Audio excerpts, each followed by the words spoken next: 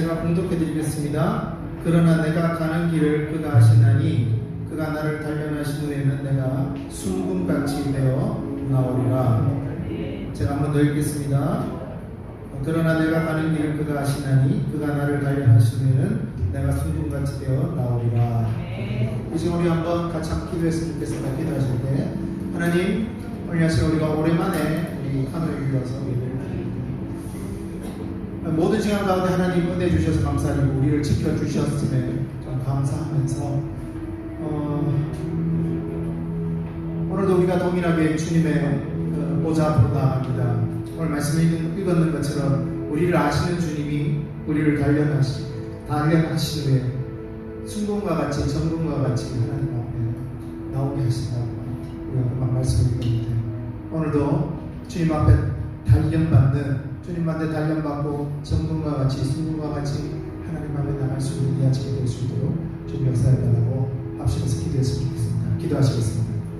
하나님 아버지,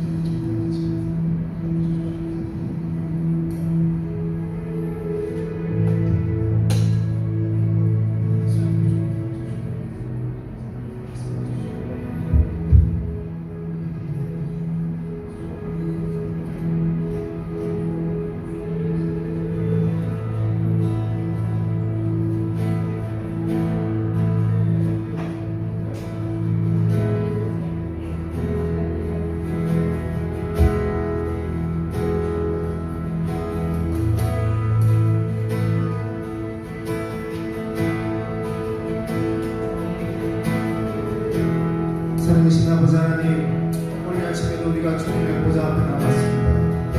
하나님 말씀 가운데 우리를 정금과 같이 단련하신 후에 순금과 같이 단련하신 후에 우리를 단련하신 후에 정금과 같이 순금과 같이 나올 것이라 주님 말씀하셨습니다. 오늘 시간에 하나님 앞에 주님 앞에 더 가까이 가기 원하오니 주여 우리에게 말씀하시고 우리를 만나 주시옵소서.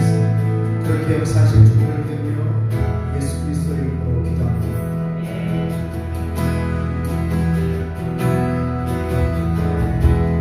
은혜 아니면 살아갈 수가 없네. 호흡마저도 다 주의 허시니 세상 평안과 위로 되어서 오직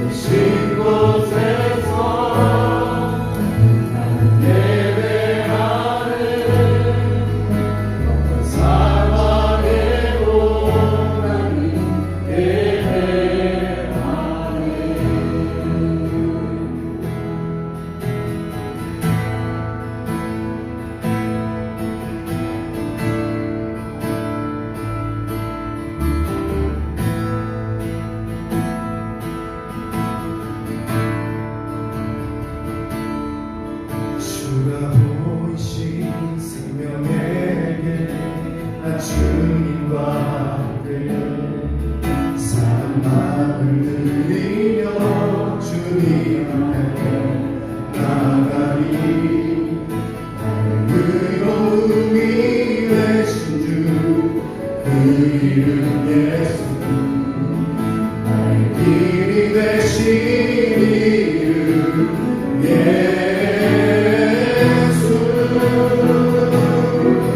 나의 길 오직 그가시나니 나를 단련하신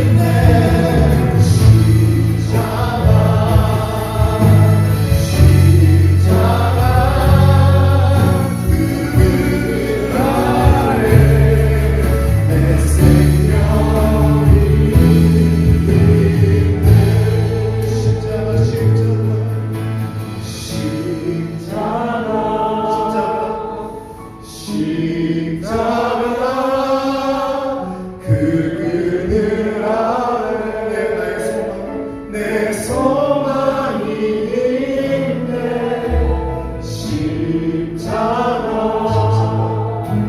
십자가 그 그늘 아래 내 생명이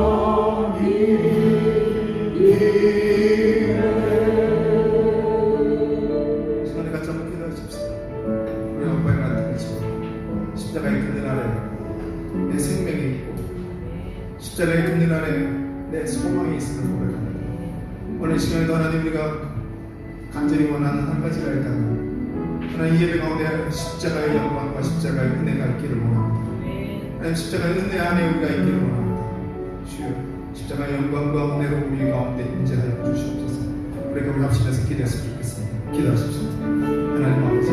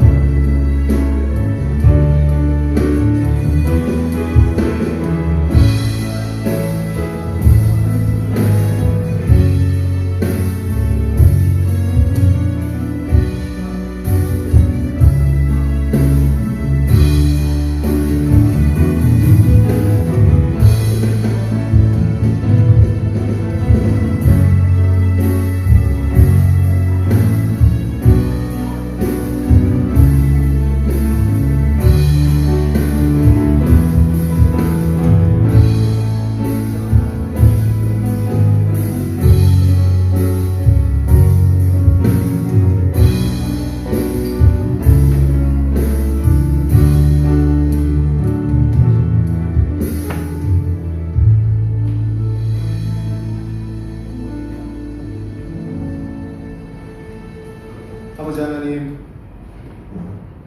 하나님의 백성이 하나님 예수 그리스도의 빛과 으로서 사신 하나님의 백성들, 하나님의 백성이 주님의 몸된 교회로 모여서 이 아침에 주님의 영광을 노래하며 주님의 진리 안에 거하기를 기뻐하여서 이 자리에 나왔습니다. 하나님 우리가 간구하고 기도하오니 이 시간에 성령으로 우리 가운데 임재하여 주시옵소서. 이 시간에 우리가 보이는 것은 우리의 삶이 보이는 것이 아니라 우리의 걱정과 근심이 보이는 것이 아니라 오직 우리를 구속하신 그 예수 그리스도의 은혜가 보일 수 있도록 주여 은혜 베풀어 주시옵소서. 그렇게 역사하실 주님을 믿고 예수 그리스도 이름으로 기도합니다. 우리 다 같이 일어나셔서 찬송가 28장 찬송하겠습니다.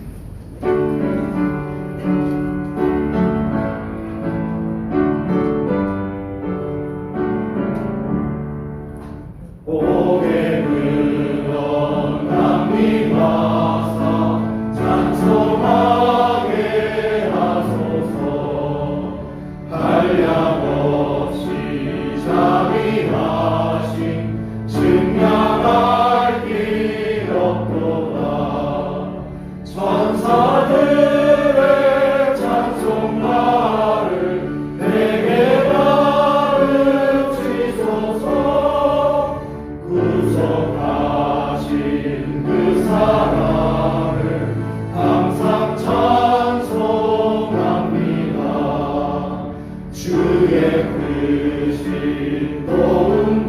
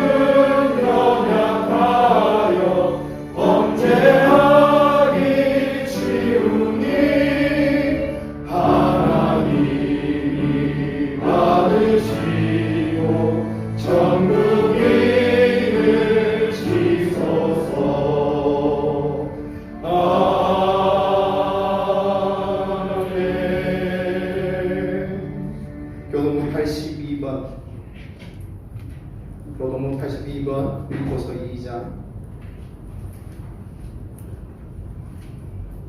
교동문 82번 빌립보서 2장 교독하시겠습니다. 너희 안에 이 마음을 품으라. 그리스도 예수의 마음이니 그는 근본 하나님의 본체시나 하나님과 동등됨을 취할 것으로 여기지 아니하시고 오히려 자기를 비워 종의 형체를 가지사 사람들과 같이 되셨고 사람의 모양으로 나타나사 자기를 낮추시고 죽기까지 복종하셨으니 곧 십자가에 죽으심이라.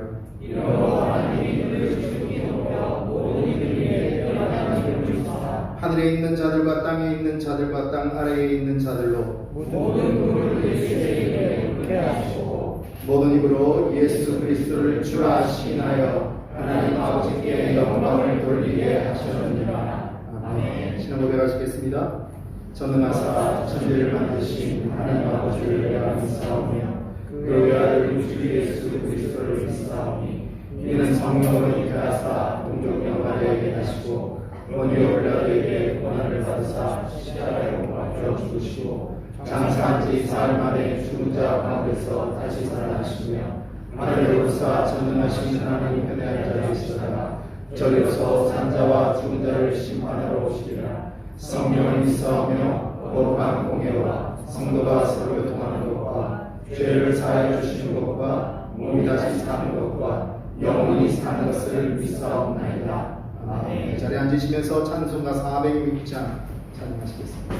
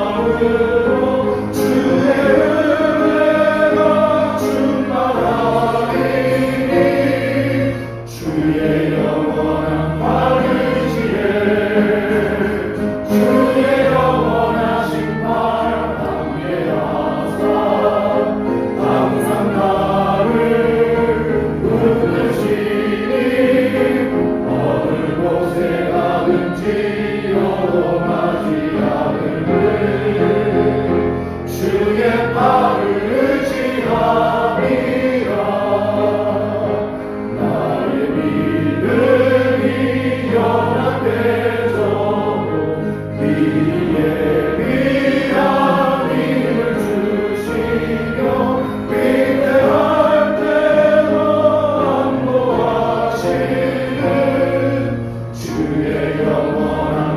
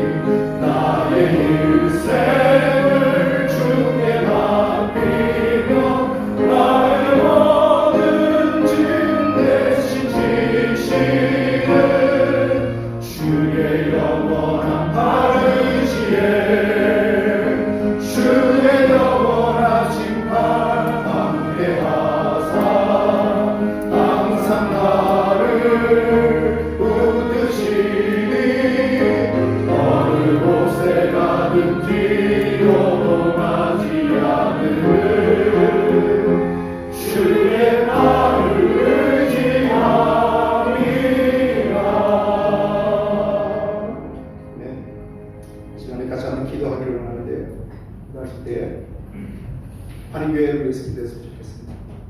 여러분, 일적에 하나님의 사람, 믿음의 사람들이 그들이 어디 갔든지 간에 어디에 있든지 간에 기억하였던 것이 하나님 앞에 반을 쌓았던 것입니다. 하나님께서 교회를 이 땅에 교회를 불러주시는 이유가 있다면 그 단 한 가지 이유는 하나님 앞에 하나님의 백성이 예배하기 위함입니다. 하나님께서 특별히 이 땅에 한인교회를 세워주셨는데 하나님 다시 한번 하나님 예배의 영광 우리에게 허락하여 주십시오. 주님의 말씀의 진리가 우리의 삶의 진리가 되게 하여 주십시오. 하나님 영광 안에 있는 것이 우리의 삶의 기쁨이 될 수 있는 한인교회를 될 수 있도록 도와주십시오. 그리고 우리 모든 목회자들과 또 세우신 모든 하나님의 사람들 위해 경험으로 하나님의 교회를 이끄는 것이 아니라 하나님의 말씀의 진리로 하나님의 교회를 이끌어갈 수 있는 하나님의 사람들 될 수 있도록 주님 은혜 베풀어 기도했으면 좋겠습니다.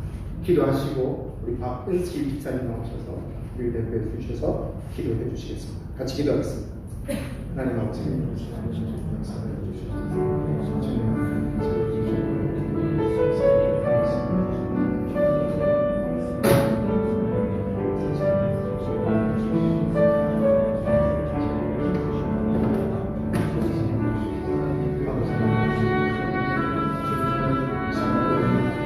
우리를 주의 예수 그리스도의 빛감으로 사신 것을 믿으니 하나님 그리고 예수 그리스도의 피로 사신 교회로 우리를 부르셨음을 믿으며 있습니다. 이 아침에 동일하게 우리가 주님의 보좌 앞에 하나님 우리에게 말씀하여 주시고 하나님의 은혜로 우리를 지켜주시옵소서.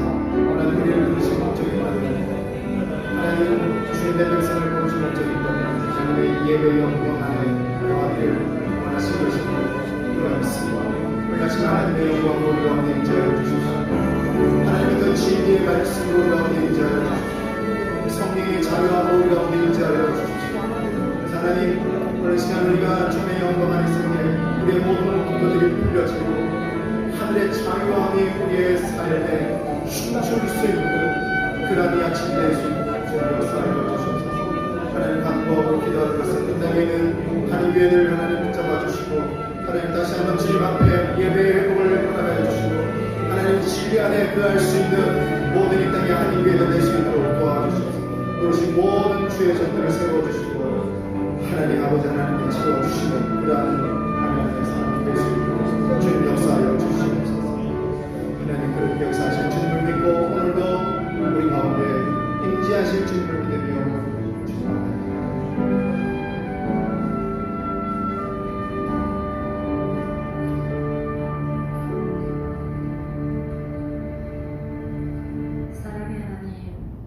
흩어졌던 우리가 함께 예배할 수 있도록 허락하신 하나님 감사를 드립니다. 또한 지금까지 우리 인생에 베풀어 주신 모든 은혜와 긍휼에 감사와 찬송을 올려드립니다. 연약하고 부족한 저희들이지만 이 시간 주님 앞에 나아옵니다. 이 예배를 통해 우리의 무뎌진 마음과 생각들이 말씀을 통하여 새로워지게 하여 주시옵소서. 지금은 코로나로 전 세계가 어려움에 처해 있습니다. 곳곳에서 두려움과 안타까운 소식들이 들려옵니다. 하나님 아버지, 지금은 우리가 아버지 앞에 겸비하여 자백하며 하나님의 도우심과 긍휼하심을 구할 때입니다. 이렇게 회개할 때 하나님께서 우리에게 너희는 두려워하거나 놀라지 말라. 이 전쟁은 너희에게 속한 것이 아니요 하나님께 속한 것이라 말씀하셨음을 기억합니다. 우리의 교만함을, 우리의 죄악들을 용서하여 주시옵소서. 우리 힘으로 싸울 수 없는 이 코로나와의 싸움에서 전능하신 하나님께서 대신 싸워주셔서 속히 이 어려움에서 치유될 수 있도록 도와주시옵소서. 이 시간은 한 교회를 위해 기도를 드립니다. 무너졌던 한인 교회들이 일어나서 사랑하며 헌신하며 빛을 발하는 교회들이 되게 하여 주시옵소서. 많은 한인들이 이 타국 베트남에 와서 어려움과 외로움 속에 살아가고 있습니다. 이들에게 복음을 들고 찾아가는 한인교회들이 되게 하여 주시기를 소망합니다. 이 시간 말씀을 전해주실 윤성호 목사님 위해 성령 충만을 부어주셔서 하나님 말씀만 온전히 전하실 수 있도록 함께하여 주시옵소서. 또한 예배를 위해 더운 날씨에도 수고와 헌신을 하는 손길들을 기억하여 주시고 성도 한 사람 한 사람 상황과 형편을 잘 아시는 주님께서 일일이 찾아가 주시고 위로하여 주시고 회복해내는 역사가 있게 하여 주시옵소서. 부어주시는 모든 은혜에 감사드리며 우리를 위해 십자가에 달리신 예수님의 이름으로 기도드립니다. 아멘.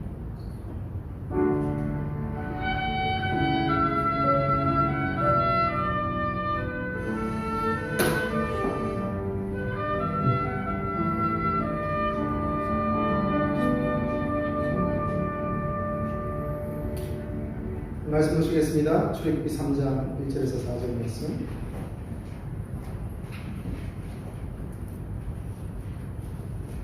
출애굽기 3장 1절에서 4절까지 말씀.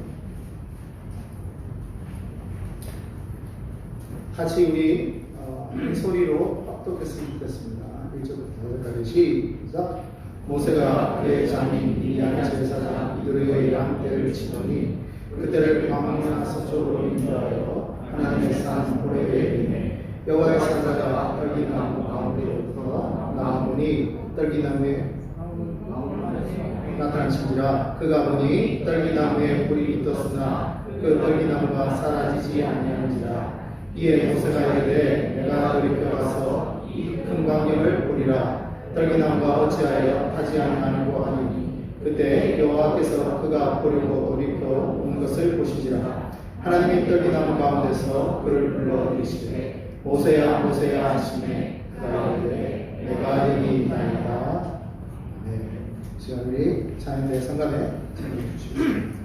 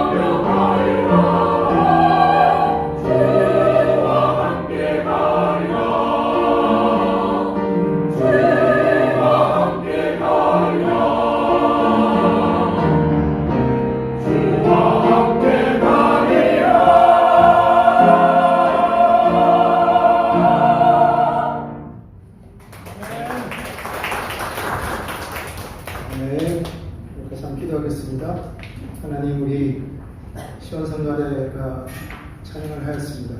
하나님 찬양한 것처럼 하나님 주께서 죄의 빚값으로 사신 교회로 우리를 불러주셔서 감사합니다.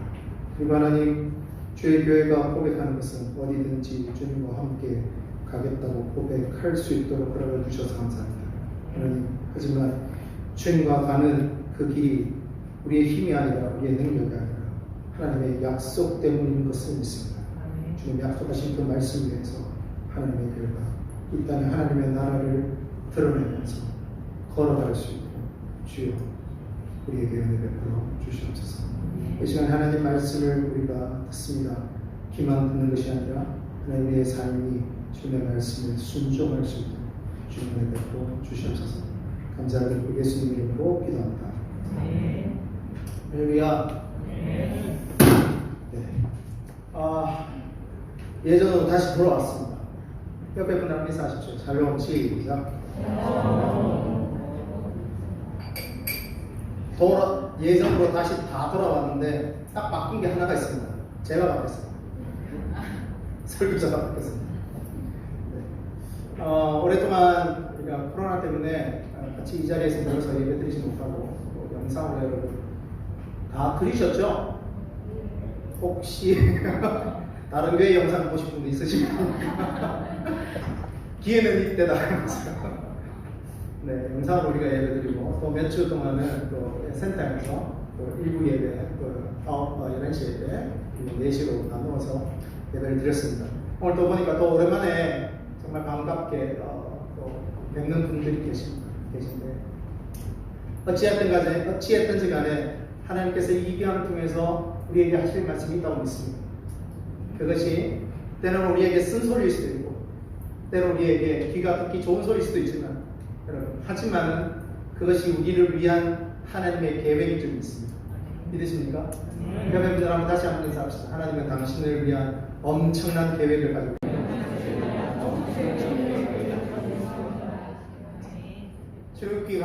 출애굽기 설교를 계속 하고 있습니다. 오늘은 3장, 4장 이야기를 하려고 합니다. 혹시 지도가 있나요?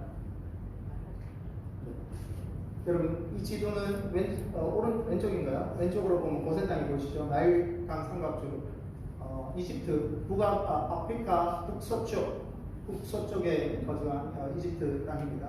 거기에 보면 고센이 있고, 그다음 밑으로 나일강이 이렇게 베트남으로 얘기하면 메콩과 같이 그러고 있는 겁니다. 그러고 있고, 람세스에서 모세가 파라오의 왕의 얼굴을 피하여서 600km를 걸어갑니다.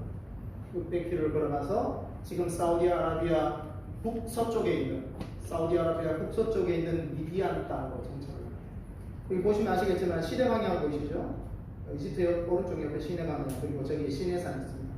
시내산 여기 밑에 시내산이라고 되어 있는데 학자들은 두 군데를 얘기해요. 여기 시내산, 이쪽에 시내산을 얘기합니다. 이쪽에 있는 시내산을 얘기합니다. 오늘 본문에 보면 호렙산이라고 나와 있습니다. 어떤 이는 호렙산, 그 모세가 첫 번째 하나님을 만났던 장소, 호렙산과 시내산, 출애굽하고 나서 이스라엘 백성들이 하나님의 말씀을 받는 그 장소 시내산은 다르다고 얘기하시는 분들도 계시고, 어떤 이들은 호렙산과 시내산이 같다고 얘기하시는 분도 계십니다. 학자들도 있어요.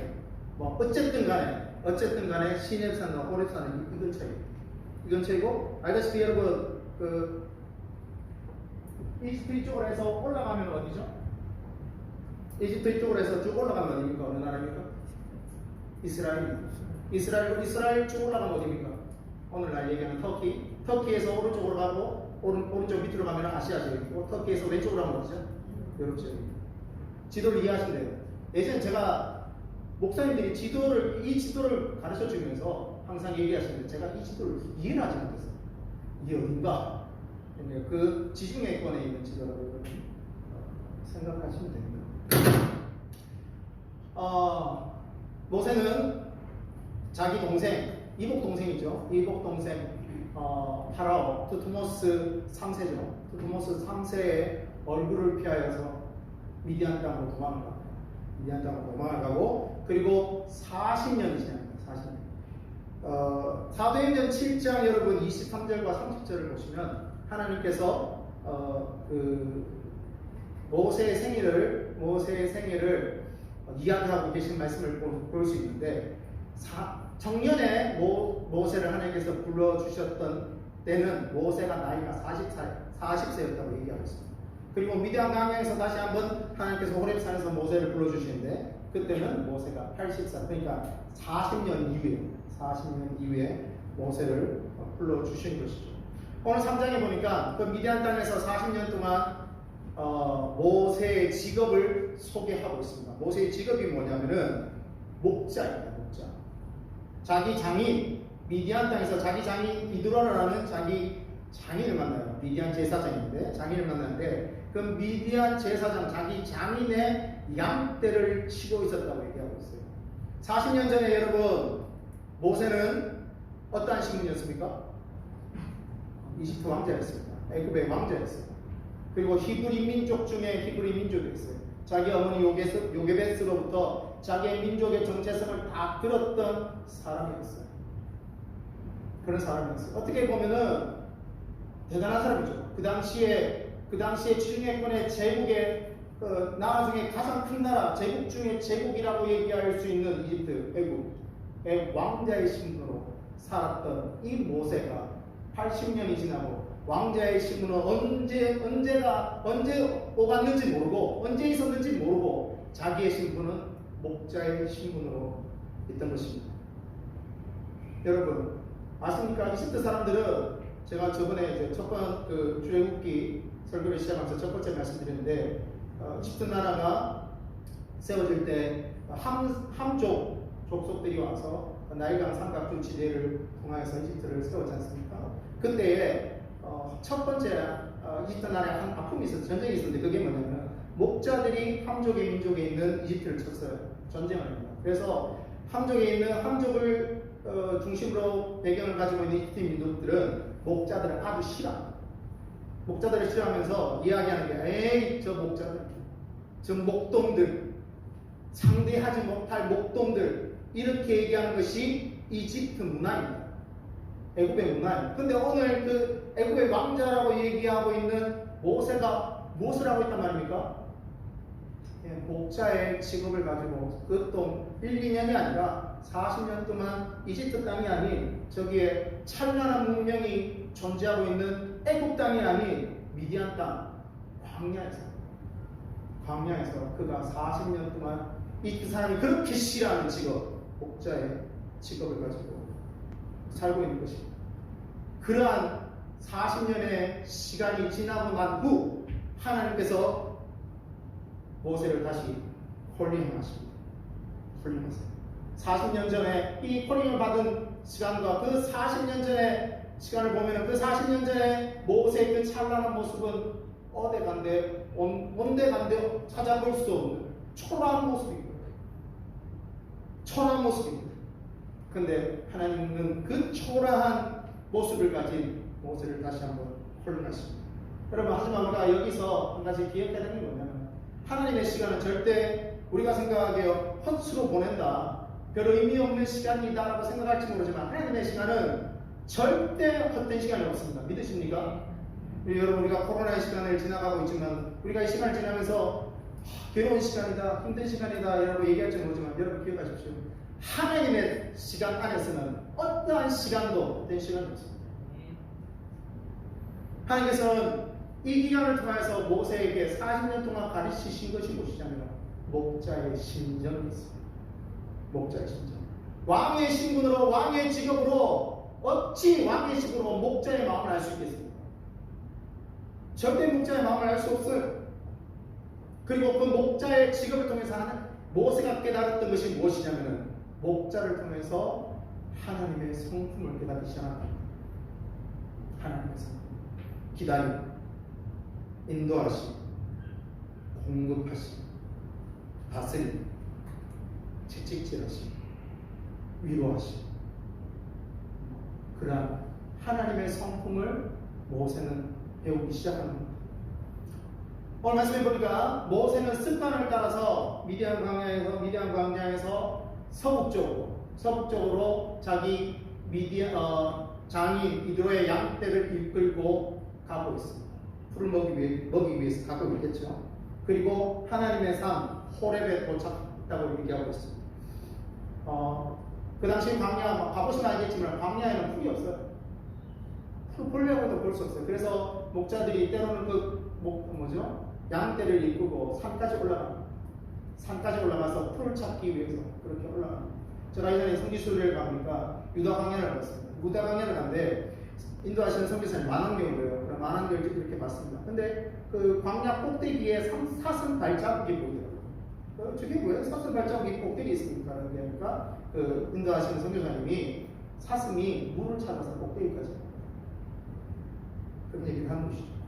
그 광야는 벌판입니다. 아무것도 볼 수 없는 정말 보기 힘든 그런 벌판입니다. 그런데 그 양떼를 이끄는 목자가 위험을 무릅쓰고라도 그 양떼를 먹이기 위해서 때로는 산의 꼭대기, 높은 곳까지 올라가는 그런 일들이 있었던 것이죠. 그래서 그 습관을 따라서 모세는 자기의 습관을 따라서 광야 서북쪽으로 이동하고 있었습니다. 그리고 호렙산으로 도착한 것입니다. 호렙산은 해발 2290m, 해발 2290m가 되는 그러한 산입니다. 근데 오늘 말씀해 보니까 하나님의 사자가 떨기나무에 임하셨다. 하나님의 사자가 떨기나무에 임하셨다라고 말씀하는 것을 우리가 볼 수 있습니다. 예수님의 이전 시대 그리고 성령의 이전 시대에 하나님은 자신을 계시하기 위해서 때로는 천사의 모습, 때로는 사자의 모습으로 자신을 드러내시기도 했습니다. 창세기 18장에 보시면은 하나님이 천사의 모습으로 아브라함에게 임하셨던 것이죠. 그리고 세 사람을 등장하는데 세 사람 중에서 여러분 아시죠? 사라가 잉태하게 될 것이다. 근데 사라가 웃잖아요. 그리고 소돔 지역으로 가잖아요. 소돔 지역인데 하나님이 임하시는데 왜 롯이 여호와 하나님이라고 부르는 그런 글귀가 있습니다. 하나님이 하나님의 천사 사람의 모습, 사자의 모습으로 하나님의 사람들에게 나타나는 것이죠. 왜냐하면 하나님은 거룩하신 분이기 때문에 하나님의 형상이 있는 그대로 사람에게 드러나시면 사람은 죽습니다. 하나님의 형상 그대로 드러나면 죄를 가진 사람은 죽게 되었습니다. 왜? 죄의 결과는 뭐라고요? 죄를 가지고 있는 우리가 생명을 얻기 위해서 사야 될 대가 지불이 뭐냐면은 사망이라는 거예요. 죽음이라는 거예요. 우리가 죽음을 내놓아야지 생명이라는 것을 살 수가 있습니다. 죽음이라는 돈을 지불해야지, 죽음이라는 가치를 지불해야지 생명이라는 것을 살 수 있습니다. 그래서 거룩하신 하나님 앞에 죄를 가지고 있는 인간은 당연히 죽을 수밖에 없습니다. 그것이 당연한 결과일 것이죠. 그런데 하나님은 하나님의 백성에게 때로 나타날 때 자신의 있는 형상 그대로 나타나는 것이 아니라 천사와 사자의 모습으로 나타나시는 것을 볼 수 있습니다. 여러분 아십니까? 그 모세가 나중에 시내산으로 가잖아요. 그리고 율법을 받습니다. 율법을 받는데 모세가 하나님의 얼굴을 봅니까? 모세가 무엇을 봤다고 얘기하고 있죠? 하나님의 그림자, 뒷모습, 그림자를. 근데 그게 뭐냐면은 하나님이 이렇게 뒷모습을 받는 게 아니라 하나님이 임재하시고 지나가세요. 하나님이 임재하고 쑥 지나가세요. 잔상입니다. 하나님의 지나가시고 잔상을 받는 거예요. 이해가십니까? 하나님이 있는 모습을 받는 게 아니라 지나가시고 잔상을 받습니다. 근데 여러분 모세가 그 시내산을 내려갈 때 어떤 행동을 합니까? 얼굴에다가 수건을 가리잖아요. 무엇입니까? 아시죠? 아시는데 말 안 하시는 거죠? 네, 제가 믿습니다. 얼굴에다가 수건을 가리죠. 왜 그래요? 왜냐하면 잔상을 받는 모세의 얼굴에 하나님의 거룩함 때문에 그 거룩함이 이스라엘 백성들을 죽이게 하셨어요. 잔상만 받는데도 그런 거예요. 그래서 얼굴에 수건을 가립니다. 자, 여기서 우리가 말씀을 보면서 본문을 보면은 하나님이 떨기나무 가운데 그 아카시아 나무입니다. 그 광야에 가면은 지중해권이나 특별히 이제 시나이 반도 그리고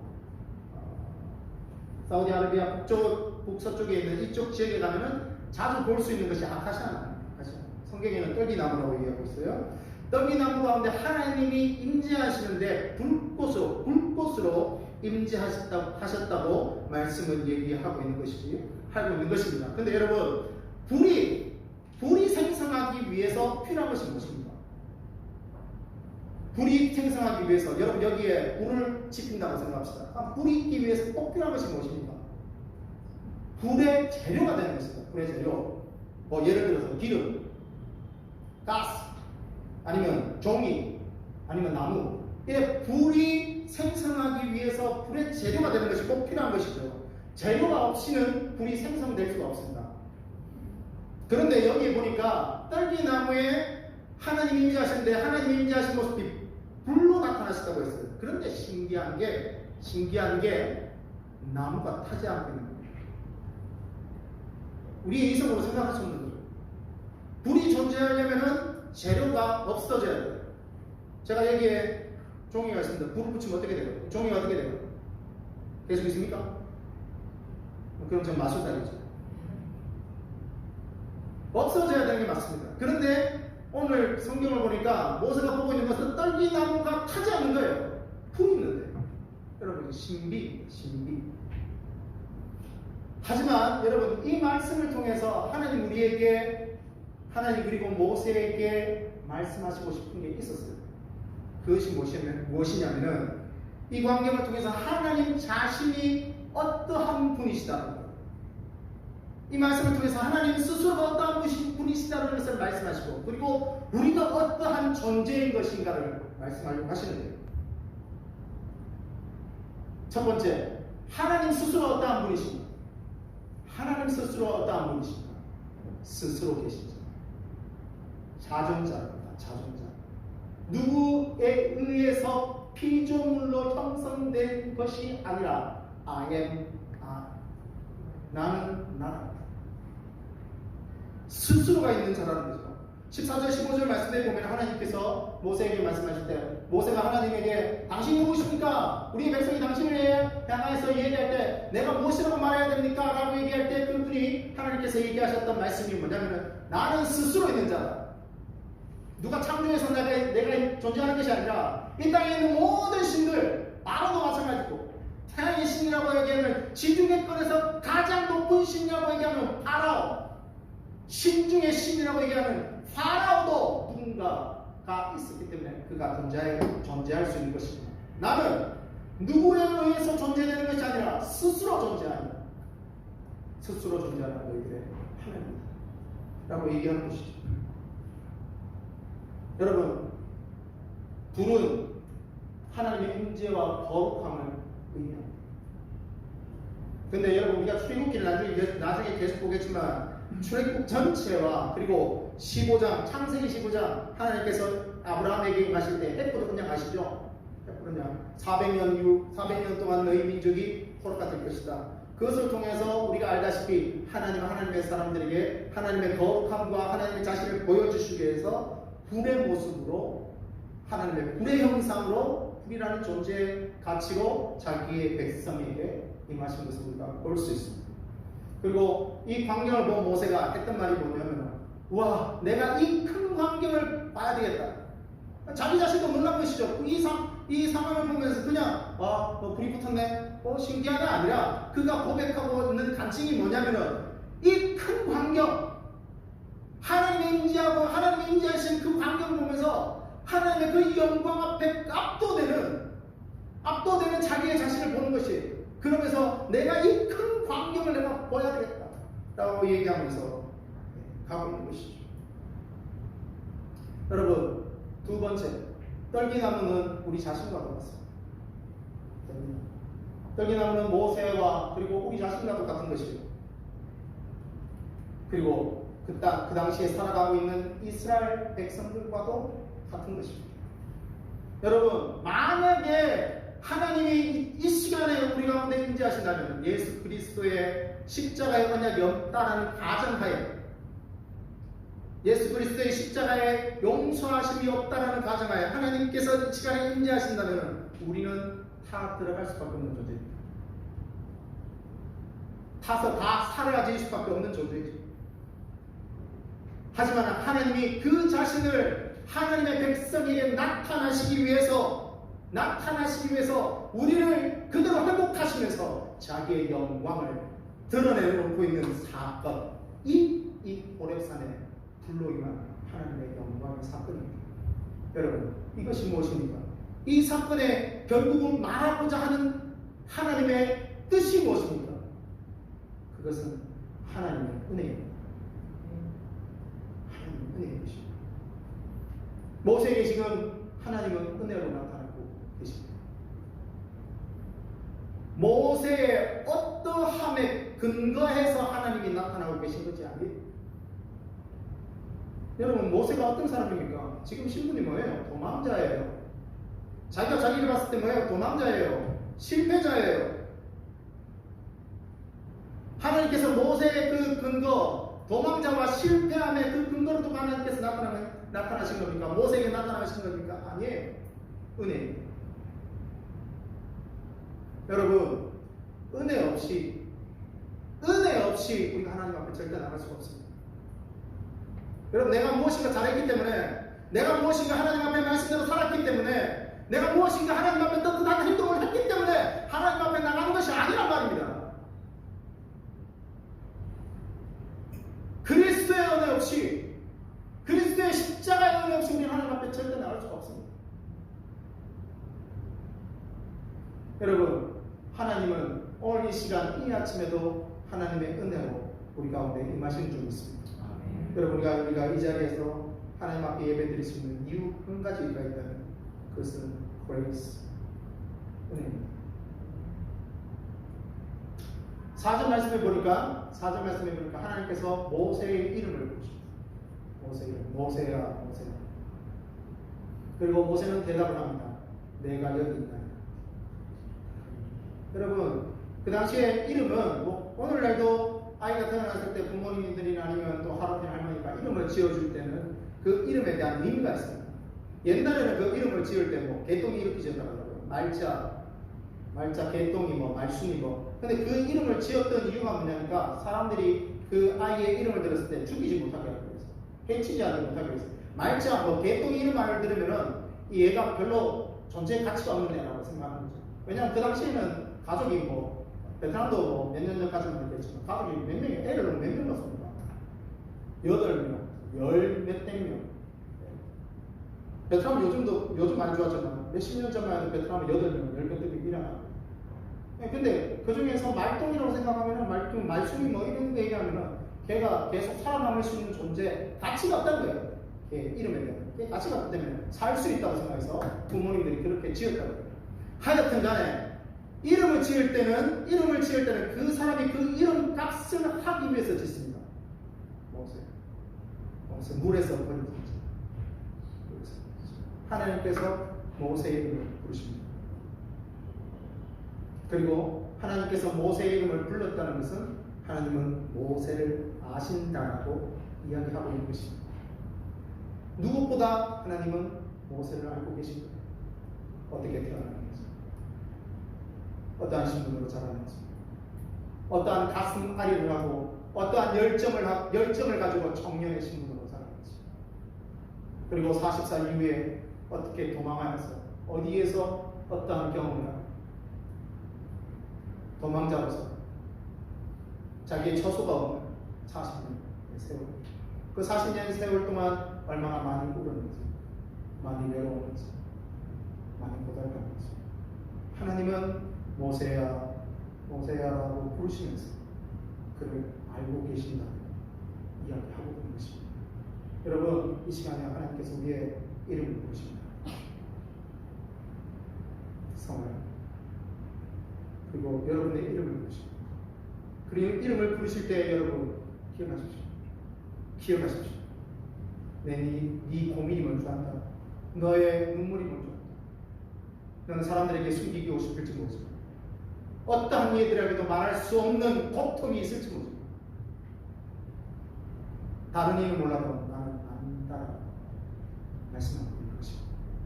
우리의 이름을 부르시는 그 하나님의 음성을 들으시기를 예수 그리스도의 이름으로 축원합니다. 하나님 모세를 하셨습니다. 모세 인간의 역사를 하셨습니다. 그리고 지금 다시 한번 하나님은 그를 홀링하고 있는 것입니다. 부르시고 있는 것입니다. 근데 여러분, 하나님의 콜링에는 두 가지가 있습니다. 이 두 가지를 꼭 아셔야 돼요. 하나님께서 모세를 콜링하실 때, 야, 네가 내 일해. 내 일에 내가 나 일을 하기 위해서 난 너를 종으로 불러서 라고만 얘기하지 않으신 거예요. 하나님 먼저 우리를 부르시고 하나님의 사람을 부를 때에 그분의 역사 안에서 살아갈 수 있도록 먼저 콜링하세요. 쉽게 얘기하면 임재 가운데 있기 위해서. 하나님 우리를 콜링하실 때 일 가운데로 부르지 않으세요. 물론 부르시긴 하지만 먼저 일 가운데로 부르지 않으신 거예요. 부르시는 첫 번째 목적, 하나님은 presence. 임재 가운데 있기를 원하십니다. 하나님은 하나님의 그 임재, 하나님의 역사로 먼저 모세를 홀링시킵니다. 여러분 12절을 잘 보십시오. 이스라엘 백성들을 하나님께서 출애굽시키겠다고 약속하시지 않습니까? 출애굽시키겠다고 약속하시는데 그 이스라엘 백성을 광야로 출애굽시키는 목적이 분명히 나타나 있어요. 그 목적이 무엇인지 아세요? 광야에서 하나님의 백성이 하나님께 예배하기 위해서. 12절 말씀을 보십시오. 광야에서 내가 이 백성을 통해서 내가 무엇인가 나의 아름다움을 드러내겠다. 내가 무엇인가 나의 자랑을 하기 원한다. 내가 이 백성을 통해서 무엇인가 이 땅에 무엇인가 세상에서 말하는 삐까뻔쩍한 것을 내가 이 백성을 통해서 삐까뻔쩍함을 드러나기 원하겠다. 그것이 하나님의 목적이 아니었어요, 여러분. 하나님의 목적이 있다면 이 백성이 광야에서 하나님을 만나는 사건. 하나님의 목적이 있다면 이 백성이 광야에서 하나님을 만나고 하나님 앞에 예배드리는 사건. 그것이 출애굽의 목적이라는 거예요. 여러분 잘 기억하십시오. 하나님께서 이 땅에서 우리를 살아가게 하시는 첫 번째 목적, 하나님의 임재 안에 있기를 원하는 거예요. 하나님이 우리를 무엇인가 쓰기를 위해서 우리를 첫 번째 부르지 않으세요. 여러분이 힘을 짜내어서 하나님의 일을 해보십시오. 우리가 힘을 짜내어서 우리의 모든 것을 짜내어서 하나님을 한다고 생각해 봅시다. 여러분 그것이 제대로 되겠습니다.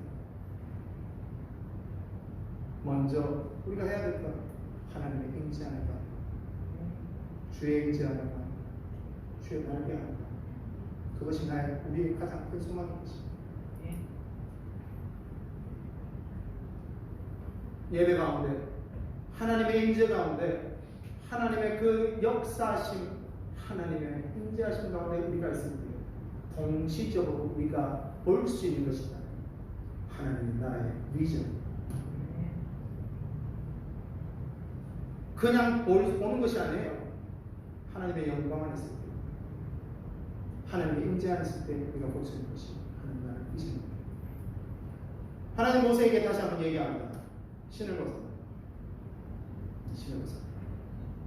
여러분 우리가 이 말씀을 보면서 하나님 두려운 존재이기 때문에, 하나님은 아주 거룩하고 두려운 존재이기 때문에 더러워진 모세는 그의 신을 벗어야 된다라는 의미로 해석해서는 안 됩니다. 그것이 아니라 하나님은 거룩하신 분이기 때문에 거룩함이 상실한 인간이 하나님 앞에 나가면 죽을 수밖에 없기 때문에 하나님의 사람을 살려주시기 위해서, 그리고 하나님이 자기의 뜻을 인간에게 말씀하시기 위해서 요구하신 것이 이 신을 벗으라. 그리고 하나님의 말씀을 순종하는, 하나님의 말씀을 순종할 때에 우리가, 그리고 모세가, 그리고 이스라엘 백성이 그분의 은혜 안으로 들어올 수 있다는 것은 하나님 말씀하기 위해서입니다. 여러분 하나님의 나라는, 지금 제가 제목 출애굽기 설교를 하면서 계속 얘기하는 주제가 하나님의 나라입니다. 세상 가운데 우리가 살고 있지만 하나님의 나라. 여러분 하나님의 나라는 공의와 사랑이 동시에 드러나는 것입니다. 공의만 강조되는 나라가 아닙니다.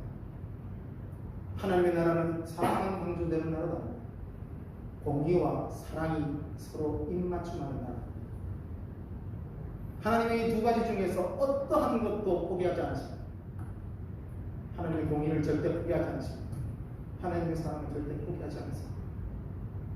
그리고 오늘 말씀을 보면서 하나님 모세를 부르시면서 두 번째 콜링, 첫 번째 콜링은 하나님의 임재 안으로, 하나님의 그 역사의 임재안으로 부르시고, 두 번째 그 임재안에서 하나님의 비전을 보면서 하나님의 나라의 역사를 써내려가도록, 자기의 사역과 자기의 삶을 통해서 써내려가도록 세컨타임의 콜링을 주십니다. 그리고 하나님은 오늘 말씀을 통해서 자신이 어떤 분인가 나타내신다. 좀 전에 제가 말씀드렸다시피 스스로 인자입니다. 나는 스스로입니다. 그리고 다시 한번 말씀하시면서 나는 하나님이다. 어떤 하나님이냐? 아브라함의 하나님, 이삭의 하나님, 야곱의 하나님이라고 얘기합니다. 뭐 셈의 하나님, 아담의 하나님 이렇게 얘기하지 않고 아브라함의 하나님, 그의 아들 이삭의 하나님, 그리고 그의 손자 야곱의 하나님. 나는 자기 자신을 이야기하면서 아브라함, 이삭, 야곱을 이야기하고 있습니다. 그렇게 말씀하시는 하나님의 이유가 있는데, 그것은 하나님의 백성에게 자신이 말한 약속을 분명히 변치 않게 지키시는 분이라고 말씀하시기 위함입니다. 여러분, 이스라엘 백성은 이 세 명의 사람을 빼고 자기의 정체성을 얘기할 수가 없어요. 아브라함, 이삭, 야곱을 빼고 자기의 정체성을 얘기할 수가 없습니다. 아브라함에게 말씀하셨던 하나님, 이삭에게 말씀하셨던 하나님, 야곱에게 말씀하셨던 하나님이 우리 하나님이라고 믿었던 거예요. 그리고 그 약속이 오늘 우리에게 임하실 것이다. 그 약속과 그 예언은 오늘 이 시대 우리 삶 가운데 성취될 것이다. 라고 날마다 소망하며 고대하면서 살아왔던 것입니다.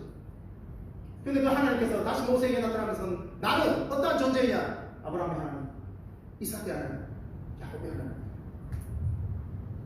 가장 중요한 것은 이 사람 세 사람이 아니라 이 세 사람과 함께 하시고 약속하신 그 하나님이 중요한 거예요. 여러분, 하나님은 자기 백성들과 약속하신 거 절대 잊지 않습니다. 때로는 우리는 건망증이 있어서 약속을 잊어버리잖아요. 저는 참 잘 잊어버려요. 예전에 안경을 끼고 안경이 어디냐고. 경험 있으시죠? 웃으신 분들 경험 있으신 것 같은데, 안경을 끼고 있으면서 안경이 어디냐고. 저 건망증이 많죠. 하나님은 자신이 자신의 백성과 약속한 것을 절대 잊지 않으십니다. 그리고 이 시대를 살아가고 있는 하나님의 백성에게 말씀으로 우리에게 약속해 주세요. 즉, 믿음의 선배들, 이스라엘 가운데 있었던 믿음의 선배들, 예수님 시대 이후에 살았던 사도들, 우리의 믿음의 선배들에게 약속하셨던 그 약속의 말씀을 성경이라는 텍스트를 통해서 오늘날 살아가고 있는 우리에게도 동일하게 말씀하고 있는 것이, 이스라엘 백성이 아브라함의 하나님, 이삭의 하나님, 야곱의 하나님, 그들과 함께 약속하셨던 하나님이 나와 함께 약속하시는 하나님이라고 믿었던 것처럼, 오늘 우리가 말씀을 통해서 우리의 믿음의 선배들과 약속하신 하나님께서, 우리의 믿음의 선배들과 약속하신 이 텍스트를 통해서 말씀하신 약속하신 하나님께서 우리의 삶 가운데, 우리의 역사 가운데 말씀하시는 그 하나님이라고 믿는 것입니다. 그리고 그 하나님 자신을 드러내시면서 다시 한번 그 모세에게 자신의 미션을 위탁하십니다.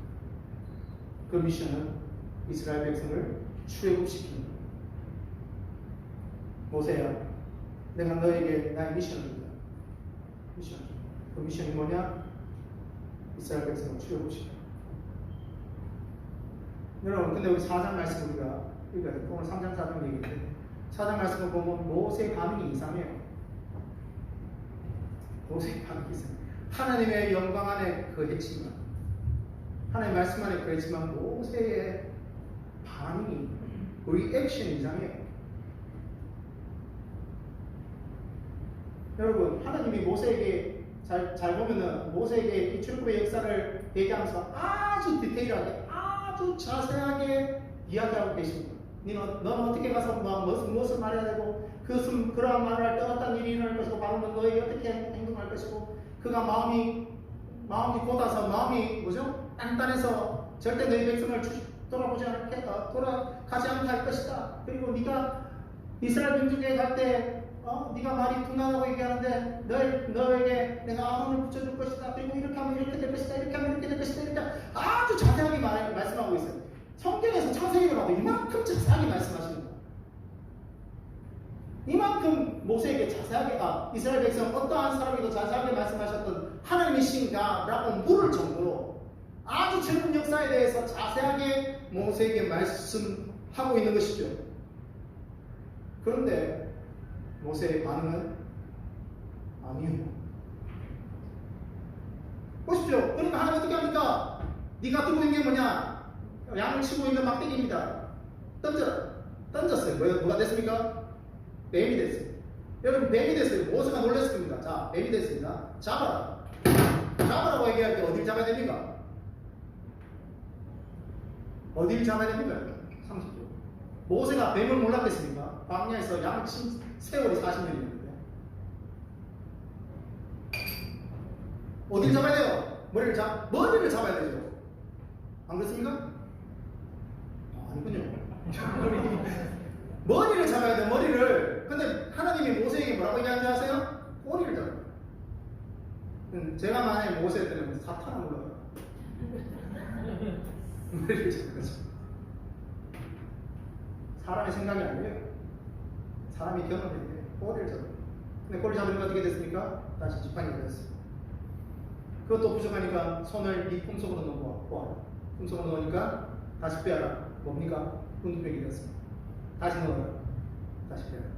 손이 깨끗해졌습니다.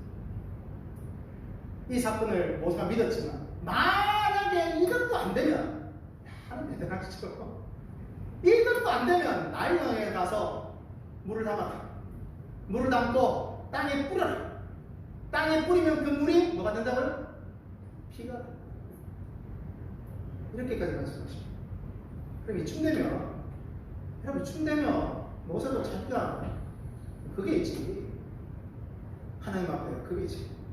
하나님 앞에 순종하고 나가야 되는 게 아니에요. 여러분, 모세의 청리의 가치는 뭐예요? 자기가 히브리 왕이었고 히브리 민족 중에 히브리 민족의 정체성을 가졌던 이 청년, 이집트 왕자였던 이 청년의 자기 삶의 가치 중에 가치가 뭐냐면 자기의 민족, 히브리 민족을 해방시켜주는, 고역된 노동의 삶을 살고 있는, 신음하고 있는 자기의 히브리 민족을 해방시켜주는 그것이 청년 모세의 삶의 가치였어요. 가스마리를 하루 이틀 했겠습니까? 자기 히브리 민족을 보면서 가스마리를 하루 이틀 했겠습니까? 하나님 어느 때입니까? 저 민족, 나의 민족이 해방되는 때가 어느 때입니까? 눈물을 흘리면서 얼마나 가스마리를 했을까요? 그 청년의 모세가. 근데 오늘 80세, 40년 이후에 지나고 나서, 40년 이후에 지나고 나서 하나님의 기적의 역사 앞에서, 기적의 역사 앞에서 그는 대답한 것이, 난 아무것도 못합니다. 박영호 조사, 베트남에 몇 년 계셨어요? 갑자기 23년 됐어. 23년 동안 한국을 잊으신 적이 있습니까? 여러분, 40년 동안 미디안 강야에서 모세가 자기 민족을 잊어버린 적이 있겠습니까?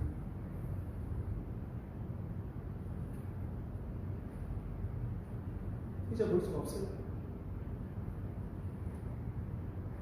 자기의 가장 깊은 곳에 자리 잡고 있는 민족. 근데 그 하나님의 콜링 앞에 모세의 반응은 계속해서 말하는 모세의 반응은 나는 말을 잘못합니다. 보낼 만한 일을 보내십시오. 그분의 콜링을 거절하고 있습니다. 그럼 자세히 생각해 봅시다. 이러한 반응, 모세의 반응을 우리 입장에서 볼 때, 우리 입장에서 생각할 때 모세 스스로가 자신을 평가하는 것이 정확한 사실, 자기 자신을 객관적으로 평가하고 있구나 라고 생각하시지 않습니까? 나는 그런 사람이 못 됩니다. 하나님, 내 지금 직업이요, 양똥이나 치고 있는 목자고요, 40년 동안 나는 아무것도 아니고 이집트 왕자의 신분도 아니에요.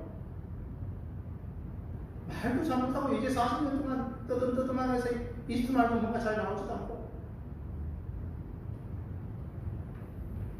왕자의 신분으로, 여러분 기억해 보십시오. 모세가 왕자의 신분으로 이집트 민족을 히브리 민족, 자기 자신의 민족을 해방시킨 것, 아니면 아무것도 아닌 미디안 광야에서 양이나 치며 그들의 배설물을 치우는 지금 자신의 신분으로 히브리 민족을 해방시키는 거예요. 어느 것이 더 합리적인가? 여러분 어떻게 생각하십니까? 그럼 우리도 마찬가지입니다. 세상에서 살아갈 때 세상에서 잘 되었어요. 돈 좀 있을 때, 명예 있을 때, 괜찮은 사람들이 괜찮은 위치에 있을 때, 그때에 무엇이 갈려고 합니다. 목사님, 집사님, 장님, 조금 더 내가 넉넉해지고 난 다음에 교회가 돼요. 조금 더 내가 괜찮으면 하나님 믿겠습니다. 여러분 그게요, 세상의 생각으로는 합리적입니다. 합리적인 게 아니에요. 합리적이 아닌 게 아니에요. 세상의 나라의 가치, 제가 지금 계속 설명하는 게 세상의 나라의 가치는 무엇입니까? 그 세상에 살고 있는 하나님의 나라의 백성의 가치는 무엇입니까? 그리고 우리는 이 두 나라 안에서 우리는 하나님 나라의 백성의 아이덴티티로 살아가고 있는데 우리는 무엇을 선택하면서 살아야 됩니까? 이것이 설교의 초점이에요. 어느 것이 합리적인 것이겠습니까? 어느 것이 맞는 것이겠습니까? 세상의 관점으로 볼 때 저도 솔직히 믿음이라는 프레임을 생각하지 않고 이것을 생각한다면 전제가 아닐까 싶어요. 그런데 하나님의 뜻은 다른 것 같습니다. 참 이럴 때 우리가 곤란합니다. 이런 하나님을 경험하면 곤란하다.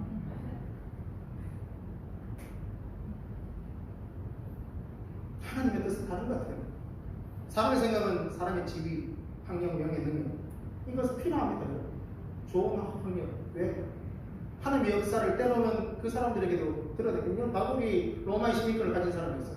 히브리인이었어요. 근데 하나님이 그 신분과 시민권을 다 쓰셨어요. 근데 그가 고백하는 것은 그것을 다 배설물로 되고 있어요. 하나님 그것을 쓰십니다. 안 쓰시는 분이 아니에요. 근데 사도 바울은 자기의 심령 깊은 곳에서 고백하는 것이 그것은 다 배설물. 있는 척 하는 게 아니라 자기의 솔직한 간증이에요. 로마 시민권, 히브리인 중에 히브리인, 바리새파 중에 바리새파 아무것도 아니야. 근데 하나님 그것을 쓰시더라고요. 쓰시죠. 근데 하나님은 먼저 관심을 거기에 두지 않습니다. 우리의 관심은 거기일지 몰라요. 우리의 관심은 거기일지 모르죠. 근데 하나님의 관심이에요. 그리고 그것에 의해서 좌우 이렇게 움직이시는 분이 아니에요. 좌우되시는 분이 아니에요. 그럼 하나님의 가장 중요한 것이 무엇입니까? 하나님 앞에서 가장 중요한 것이 뭐예요? 그 사람이 하나님의 다스림 안에 있는 것. 그 사람이 날마다 무엇이고 예배자로 살아가고 그리고 그 예배 안에서 자신의 모습을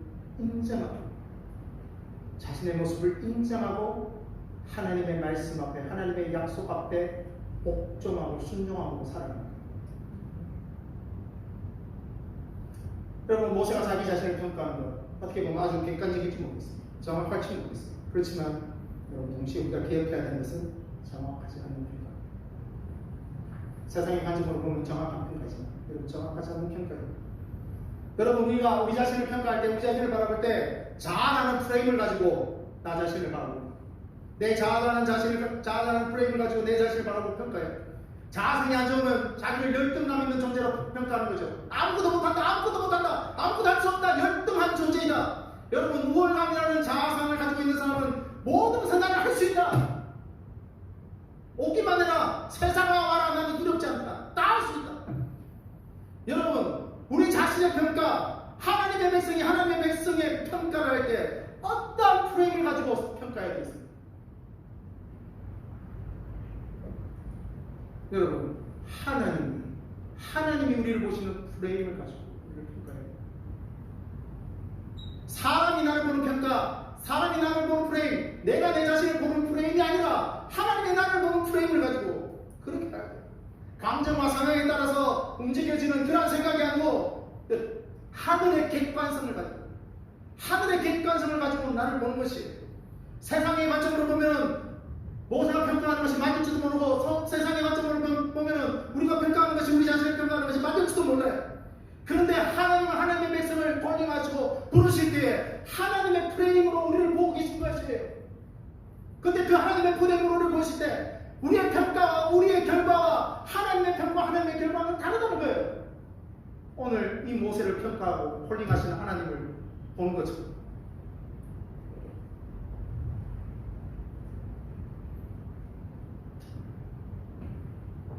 여러분, 우리는 그리스도 안에서 새롭게 되어서 비전입니다. 믿으십니까? 새롭게 어긴 비전입니다. 하나님 평가하시고 있는 우리의 모습이 참된 우리의 모습입니다. 혹여나 나 자신을 잘못 평가하고 세상의 프레임으로 자신을 보고 있다면 여러분 이 시간에, 이 예배의 시간에 우리를 회복하시고 우리를 온전케 하시고 그리고 새 힘을 주시는 하나님께 나가시길 예수 그리스도의 이름으로 축원합니다. 사랑하는 성도 여러분, 하나님은 지금도 하나님의 역사를 써내려가고 계시는 하나님의 백성에게 부르시고 첫 번째 그분의 인재, 그분의 교제함을 부르시고 그리고 이 세상 안으로 두 번째 이 세상 안으로 하나님의 나라를 드러내라고 부르십니다. 하나님의 교제 안에서 사랑하는 여러분, 우리가 하나님의 교제 안에서 하나님과 날마다 교제하고 그 교제 안에서 하나님의 비전 그리고 우리의 삶을 계속 우리가 돌아가서 하나님의 역사가 보입니다. 하나님의 회복과 하나님의 치유가 보이고 나를 치유하시고 나를 회복하시고 나를 건지실 뿐만 아니라 내 삶을 통해서 저들, 저 나라, 저 영역을 회복하게 하시고 그러한 삶의 흔적들이 저와 여러분께 충만히 하시길 예수 그리스도의 이름으로 축원합니다. 기도하시겠습니다. 하나님 아버지, 하나님 우리를 향해 하늘나라의 백성으로 부르셨습니다. 하나님 그렇지만 하나님 우리가 이 땅에 살아갈 때 세상의 가치와 하늘의 가치를 혼돈하고 많은 사람들이 세상의 가치를 쫓아갈 때 그것이 맞는 양보일 때가 많습니다. 하나님, 그래서 하나님 우리가 기도하는 것은 날마다 우리를 당신의 나라의 임재로 불러주십시오. 당신의 나라의 영광으로 우리를 불러주십시오. 그리고 하나님 우리에게 주님 말씀하시고 교사하실 때 하나님의 하늘의 비전을 우리에게 보여주십시오. 그리고 그 비전 앞에서 하늘의 프레임을 보면서 우리 자신을 평가하고 하나님, 만약에 하나님께서 우리를 부르신다면 그곳을 보신다면 하나님 내가 순종하고 하겠습니다 라고 고백할 수 있는 우리 모든 교회들 될 수 있도록 주님을 베풀어 주시옵소서. 그렇게 사실 주님을 믿고 예수님 이름으로 기도합니다. 찬송가 549장 오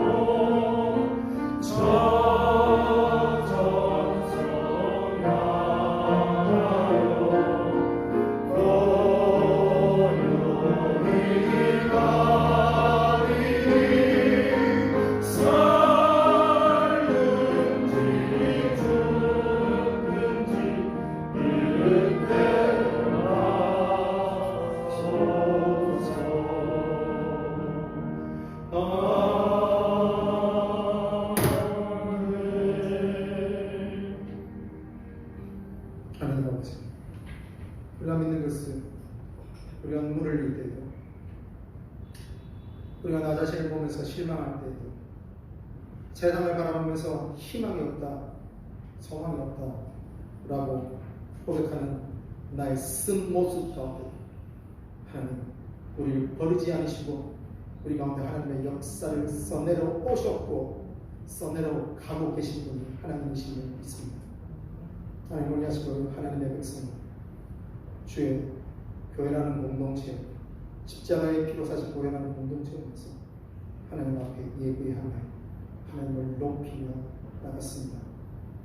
하나님, 날마다 우리의 삶 구석구석에서 주님을 높이는 삶이 하나님의 교회의 삶이 될 수 있도록 주님을 베풀어 주십시오. 하나님, 이 시간에 하나님 재정을 드립니다. 재정이 사용되는 곳에 하나님의 나라의 가치가 드러나게 하여 주시고 하나님을 만나는 하나님의 영광을 보는 그러한 가치들이 이 재정이 사용되는 곳에 드러날 수 있도록 은혜 베풀어 주시옵소서. 그렇게 역사하실 주님을 믿고 예수 그리스도의 이름으로 기도합니다. 지금 우리 주 예수 그리스도의 은혜와 하나님의 사랑과 성령님의 역사, 코이노니아 하시니 오늘 우리가 하나님의 영광을 바라보며 하나님의 나라의 가치를 바라보며 내 자신을 나의 평가대로, 삶의 평가대로, 이 땅의 세상의 가치의 평가대로 평가하는 것이 아니라 하늘의 가치의 평가로, 하늘의 나라의 평가로 나 삶을, 내 삶을 평가하고 그리고 나의 주위에 있는 사람들을 평가하기로 결정하는 하나님의 사람들 삶 위에 그리고 모든 곳곳에 지금으로부터 영원토록 늘 함께 계시기를 축원하옵나이다. 아멘.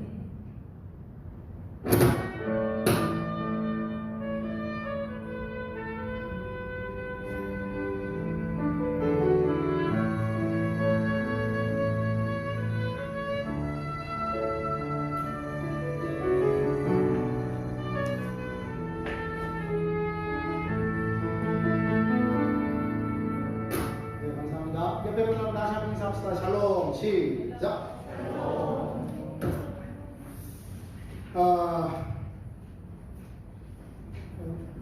다음 주도 파도에게 오시면 됩니다. 다음 주 파도에게 오시면 됩니다. 저번 주에 제가 말씀드렸는데요. 풍령에서 예배 드리니까 더 늦게 오시고요. 더 늦게 오시고.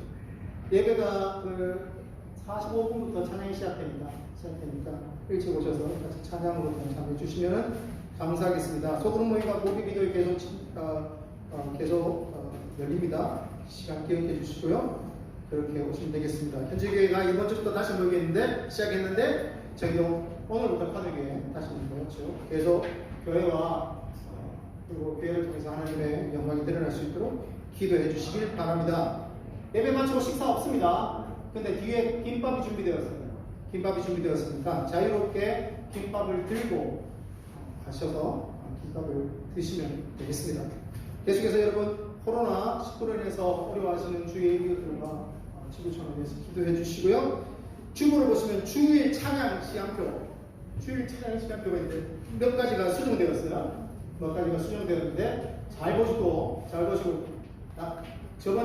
저번 그 시간표를 기억하시면서 서 있으면서 왜 참 안 와? 라고 얘기하시면 안 됩니다. 예전에는 29인승 16인승인데 당분간 식사를 김밥으로 대체하는데 그때 동안은 16인승 맞죠? 예, 16인승 16인승으로 하니까 여러분 그것도 잘 기억하시고 그렇게 준비하시면 감사하겠습니다. 집에 가시겠습니다. 자, 이렇게 교제하시면서 집에 가겠습니다.